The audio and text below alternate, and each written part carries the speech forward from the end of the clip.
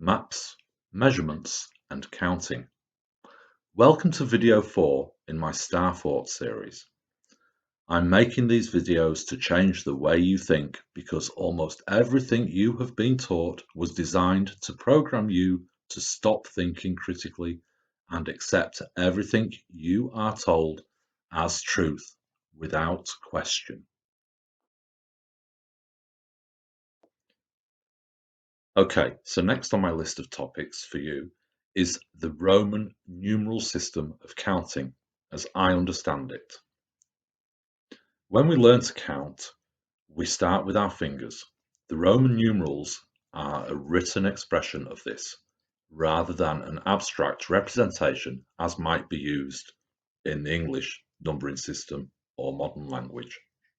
So, you understand I is for one finger, I is two, I is three fingers, I is four fingers, which most people think should be represented by IV to save lines used in writing. But some of you may not be aware of how V became 5, or how could it possibly represent fingers? So let me explain that. V is the shape of your hand as you hold it up with your opposing thumb sticking out. X is 10, which is simply two V's attached together at their point. And again, saves time in writing down because now we just have to do two crossed lines rather than 4 lines for VV or 10 lines if we used our fingers. L is 50, which is an extra wide stretched hand and is equal to X times V. C is 100, which is X times X. C represents cent, which means 100, and used in our language today as in century or centipede, 100 years, 100 legs. D is 500, or X times V, or even X times L, which isn't an easy one to explain why they use the character, but it's certainly less lines.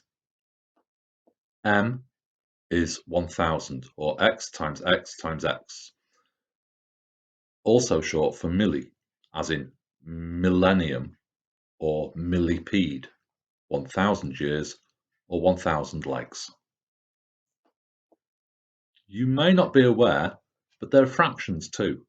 S is semi, which is equal to 1/2. Then there's the point, like a decimal point. It's called uncia and represents 1/12.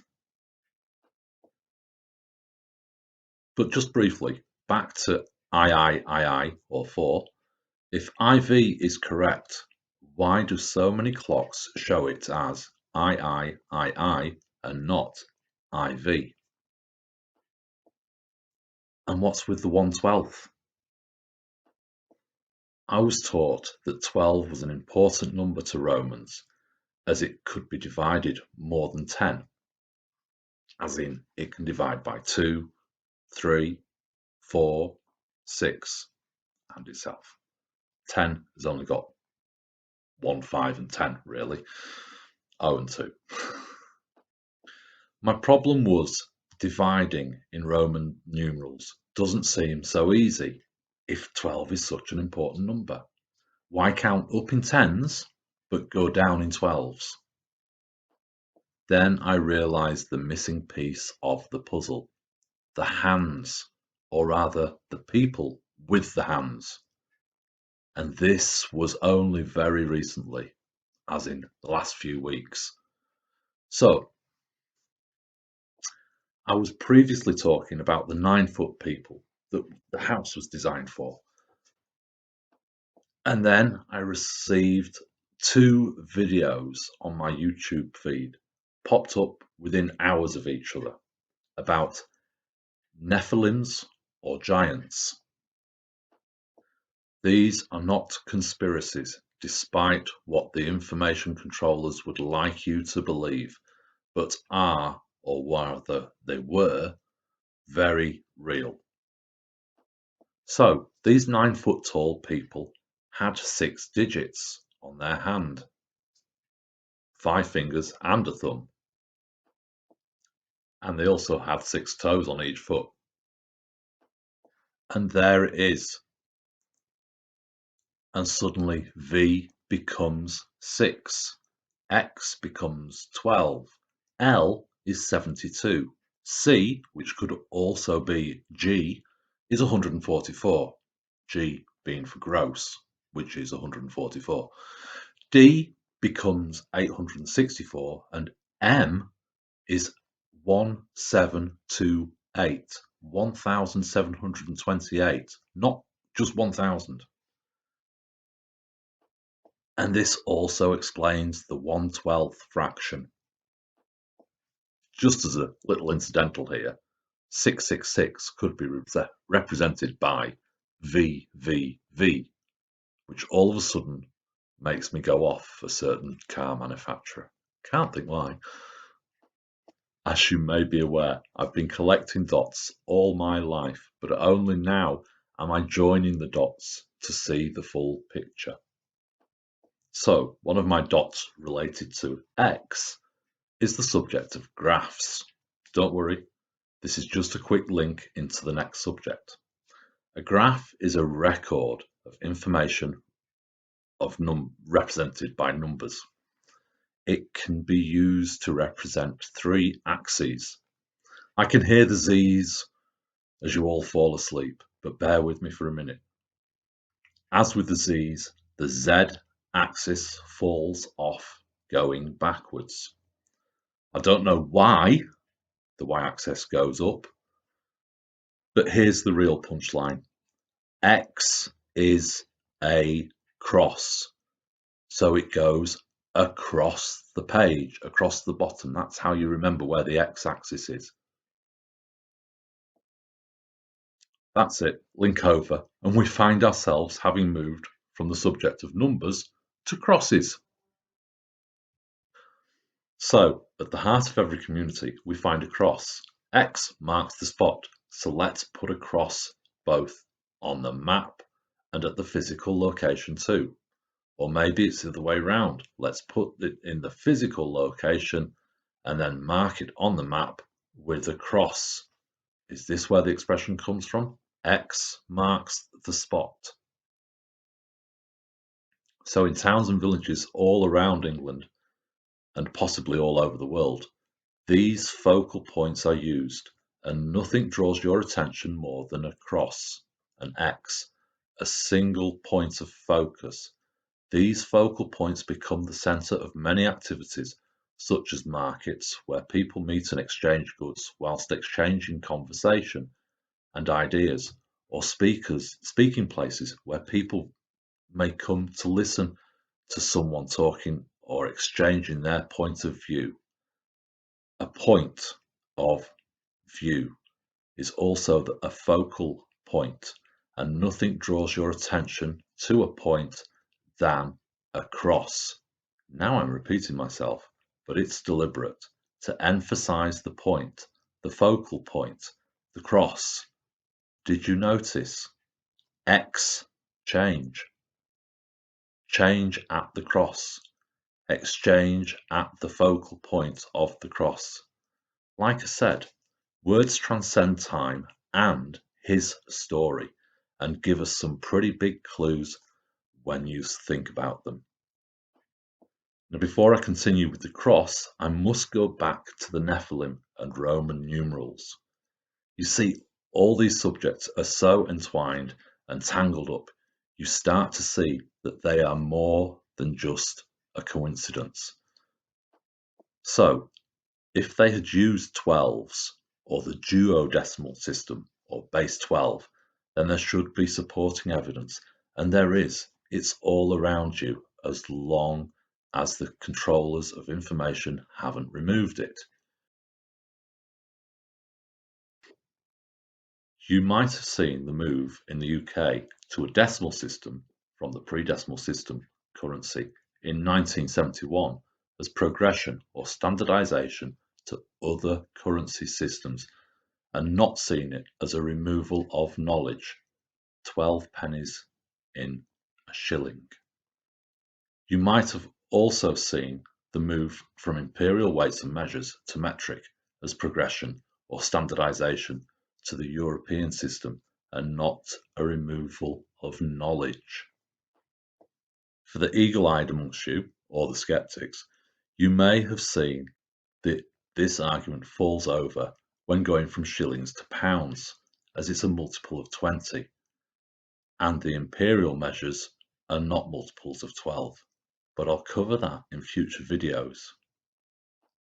The key point is that you have learnt to make life easier, we must change our system to a decimal or base 10 because we can work it out on our fingers. This is the point of my opening statement on this video. Everything you have been taught was designed to program you to stop thinking. If the system didn't require you to think, you get out of the habit.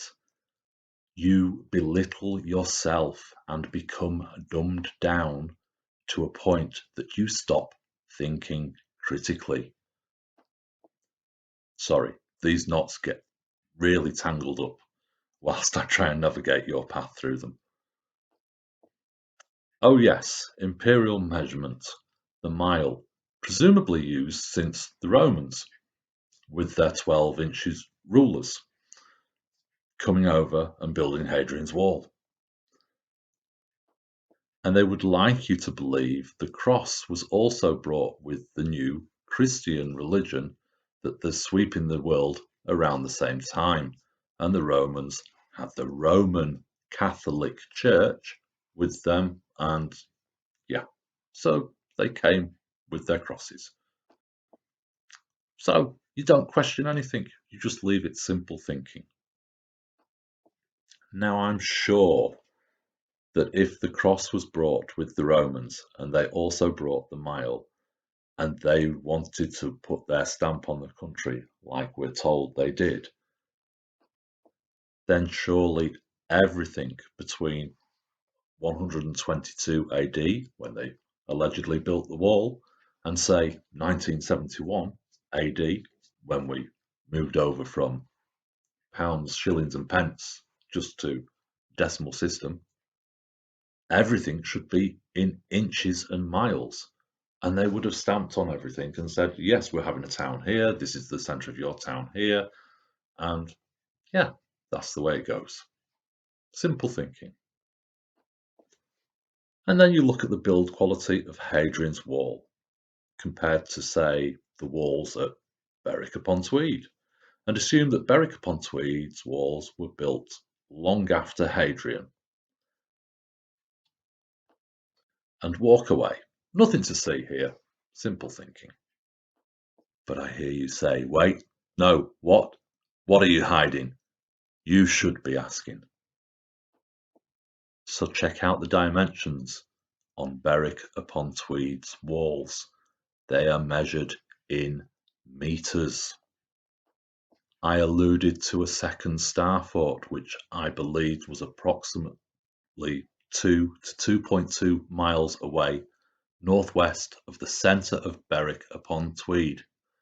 But I'm going to put my neck on the line here and say it's more accurately positioned at 3.5 kilometres northwest of the centre of Berwick-upon-Tweed. Then there is the curious case of the crosses, village centres, when marked on the map. So here are some crosses local to myself. Now check the distances between them, although you do have to remember that some of these crosses have moved, and I've used the original positions, which I should be. So it's exactly 5 kilometres to the centre of the walled garden at Norton Priory from the cross in Weston Village, which I believe is where the original priory stood. It's exactly 3.5 kilometres from Western Village Cross to Horton, Halton Village Millennium Green behind the Norton Arms, which is where I believe the cross that currently stands at Halton Castle was originally positioned. And it's exactly 5 kilometres to the centre of Widnes.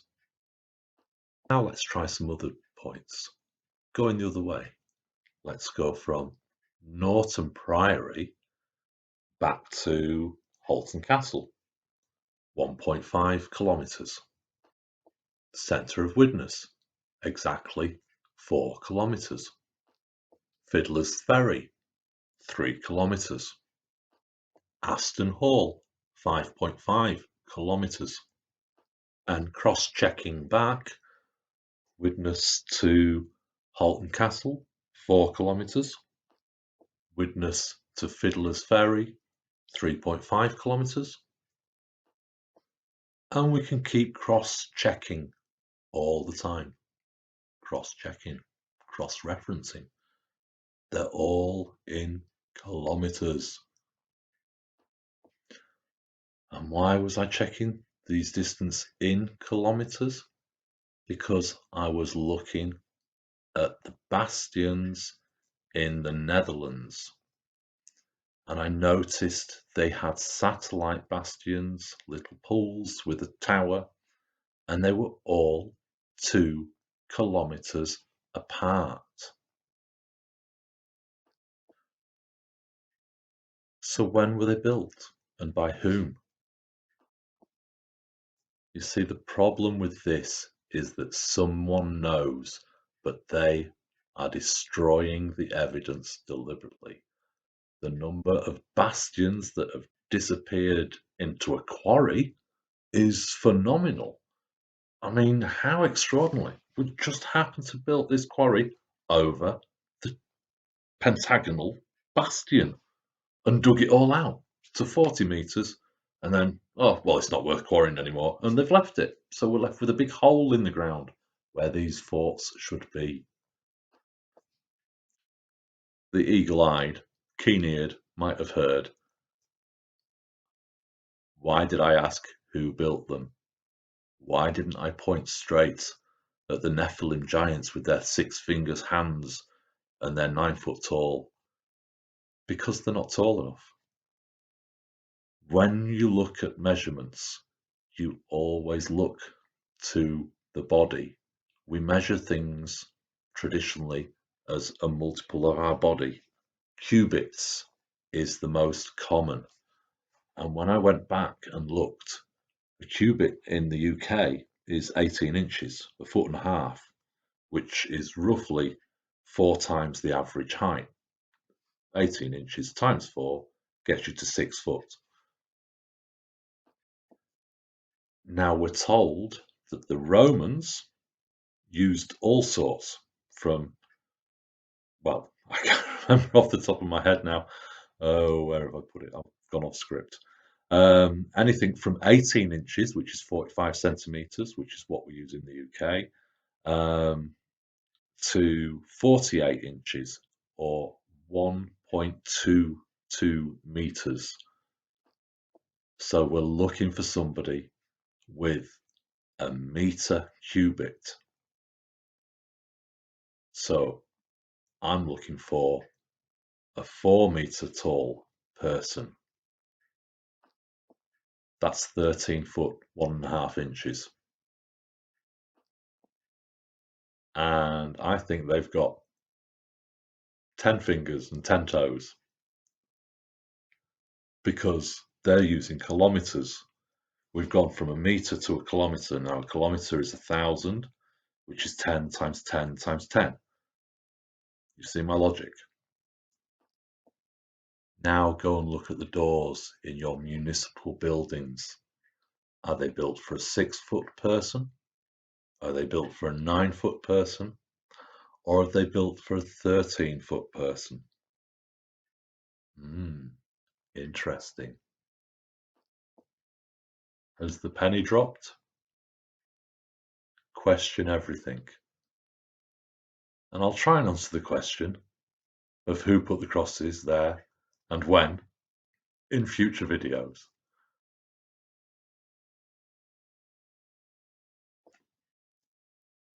No, wait. Why did I mention Fiddler's Ferry? And where are all the StarForts? So, if you're local to Halton, then you will know Fiddler's Ferry is a power station, and if you live in the United Kingdom, I believe you need look no further than a power station to find a StarFort.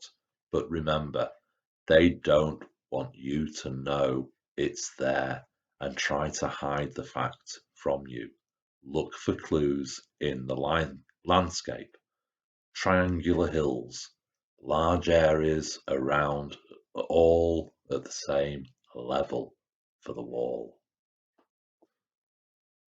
Also, the crosses mark the centre of places, and although I've not checked it out fully, I'm going to let you into my thinking that the majority of these centres are associated with what are referred to as starforts, bastion forts, or citadels. They can be small and they can be large.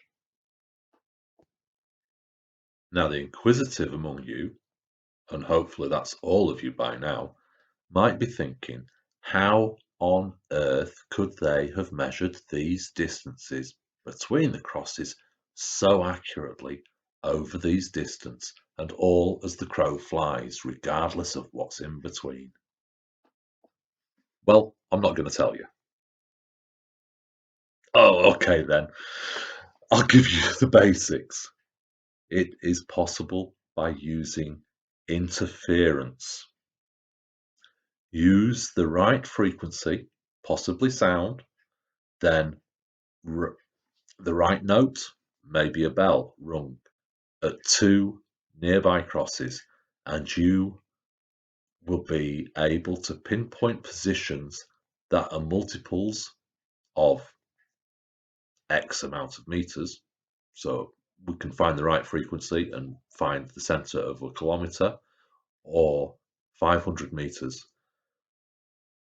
Then you'll get the multiples of these away from the two other points by listening, if we're using sound, for the changes in interference patterns. You can get destructive interference, which means it cancels itself out, or you can get constructive interference, which means the sound amplifies. It sounds twice as loud at a particular point. Taking into account the terrain, and you can locate the perfect position for the next cross, which you might say is in harmony with its surrounding crosses. And there you go, living in harmony. But remember, frequency can refer to anything our senses detect, and even things that our senses do not, but other species or devices might be able to detect. So they could have been radio waves emitting from 2 points far away, and this obviously needs further investigation. Before I finish this video, there is something I need to say that could cause this video to get banned or deleted or restricted. So remember to copy and share far and wide all of my videos. It's what I have been saying all along, but it needs to be clarified for everyone to see and understand. We have been indoctrinated almost since birth to ignore human nature. Once we can move, we are told to be still. We try to explore, but told not to touch. We learn to talk, then told to be quiet. We learn to question, but told to not to better our elders, or basically not find fault in their logic, rules, or knowledge. Then we are fed a pack of lies and told to believe everything without question. All of this so far is designed so that you accept the world without question and become a slave to the system. Innovation tends to come from those that buck the system and follow human nature. We are belittled by those that believe they have the right to do so. They be-less us or lessen us. They withhold or destroy the truth about our past to ensure we remain enslaved within their system. They live in fear of the truth being revealed and their past deeds being unveiled. They live in fear of us realizing that they are few and we are many. They are currently making rules that remove our human rights, the right to question, the right to voice our concerns or our opinions. They're removing our rights to freedoms, the right to live without slavery, although that was lost hundreds of years ago. At times, this can feel like we are imprisoned for the sins of our forebears, shackled to the sins of our ancestors. But what sins? The only fault I can see is that they let the power of the elite grow. We are still letting that happen today, and this power grab is accelerating almost daily right now. They empower those that believe their deceit to aid their belittling of the silenced, awakened truthers. They control and destroy everything to keep us in fear whilst causing us to participate in their debt-based economy that they control to the penny. They lend us their money and charge us for the privilege of using it whilst taxing us and charging us even more for what was ours in the first place, whilst telling us that we can no longer afford to use it and take everything we own, including our freedoms, away and enslaving us in a vicious spiral of debt and despair, whilst telling us the only way out is more slavery and less freedoms. If you think 2020 was about health, then you need to think again. You need to understand that nothing in the world around you is what it might first appear to be. Look for the deception, look for the deceit and lies, look who's pulling the strings. Question everything, especially when you are told not to. Trust nothing, especially science. Take nothing that is handed to you by them. There will always be a price to pay if you accept it, and it's not always worth that price, especially when that price is controlled by them. Now, I remind you to copy and share this video and get it out there. We need to wake the sleeping lions. For those of you who don't currently have a local support group, I suggest that you join people like us. We meet at 10 a.m. every Sunday in the park, usually in the bandstand, near you. You need to be in contact with other people in the physical world less than 5 miles from your doorstep.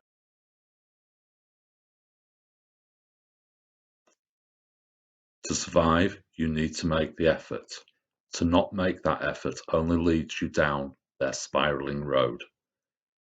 You can find details of these gatherings at standinthepark.org. I am not associated with this organisation. and my only connection is that I make a stand with like-minded people that also, coincidentally, stand in the same place as myself at the same time every week. We all need to stand together right now. Let's see how many pennies we can get to fall. See you Sunday.